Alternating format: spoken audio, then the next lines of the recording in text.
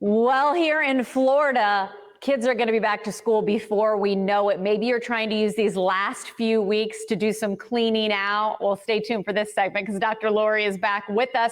We're going to be talking about things that you should hold on to versus parting with in this week's Dumpster or No Dumpster. Pictures, of course, supplied by our viewers to our Facebook page.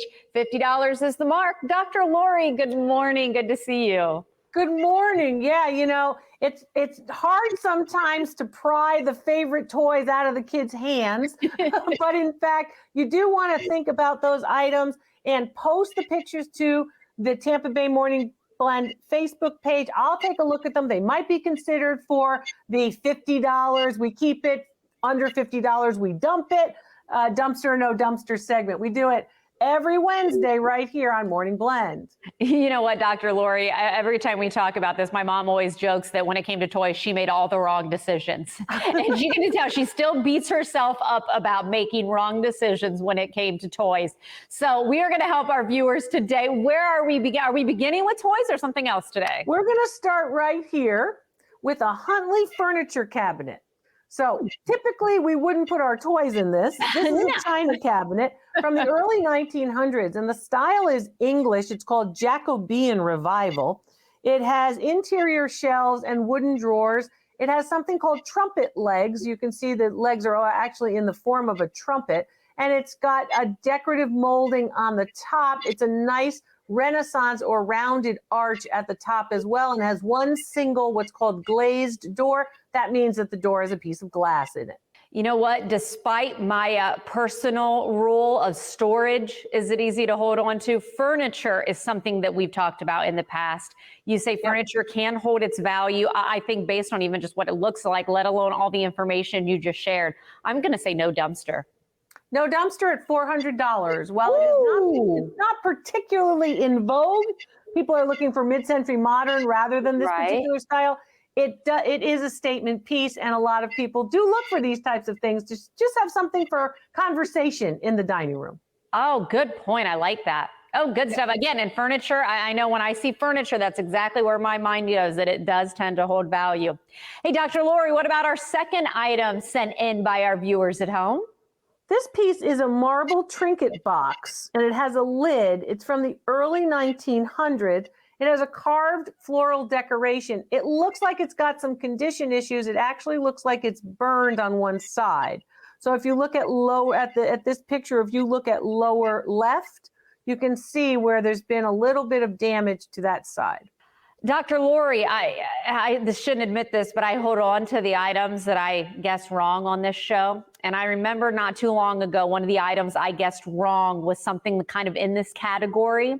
And let alone the shape, though, let alone the fact that the quality may be in question on this one. So I've learned, I think I'm going to say dumpster on this one. No offense to the viewer who sent this in, but I think I'm going to say dumpster. No, and the viewers aren't offended. They know we have to say what is truthful so you can learn.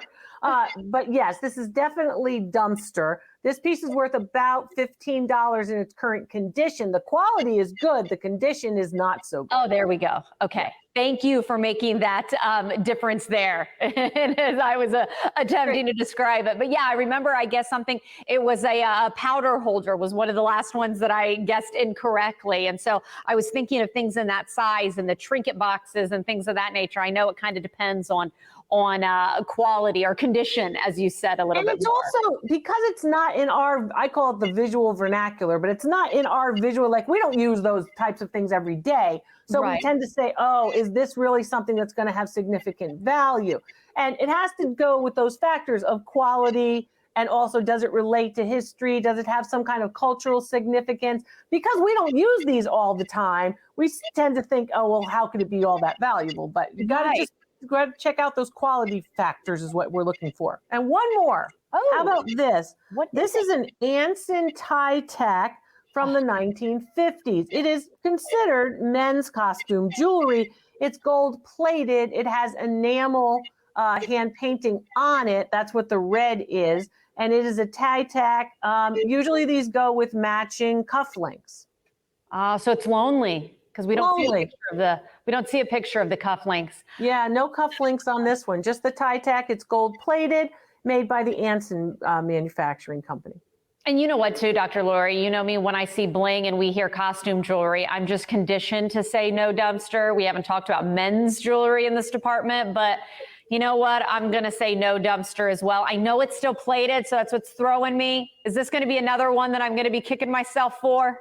You might be kicking yourself a little. It's $35. Yes. It's a dumpster. Man, so there goes my rule, because as soon as you say costume jewelry, I usually always lean to a no dumpster. I'm going to have to rethink those.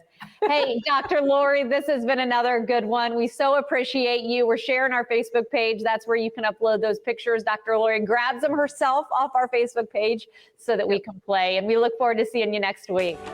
We'll see you soon. And if you need to get in touch with me, drloriv.com. Yes. And you love hearing from people, don't you? I do. I hear from a lot of folks, and it's great. Good stuff. Well, hey, we appreciate listening to you. Take care, okay? Thank you.